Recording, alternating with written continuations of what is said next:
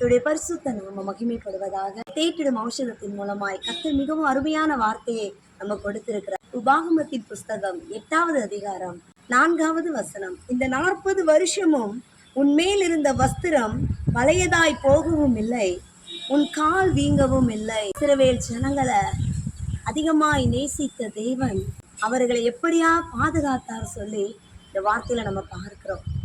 அவங்க பிரயாணப்பட்டு வந்த இடமெல்லாம் ஒரு வனாந்தரமான பகுதி தான். ஆனாலும் கூட எவ்வளவு ஆடைகள் அவங்க வைத்திருந்தாங்கன்னு தெரியல, ஆனா ஒண்ணு கூட அவங்களுக்கு பழையதாய் ஆகவே இல்லை.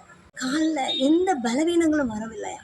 காரணம் கர்த்தர் பாதுகாத்தாராம். நம்மேல கர்த்தர் அன்பு வைத்து கிருபை வைத்து நம்மையும் பாதுகாத்து வழிநடத்தி வந்திருக்கிறபடினாலதான் இன்றைக்கு நாமும் கூட சிவனோடு வாழ்ந்து கொண்டு இருக்கிறோம்.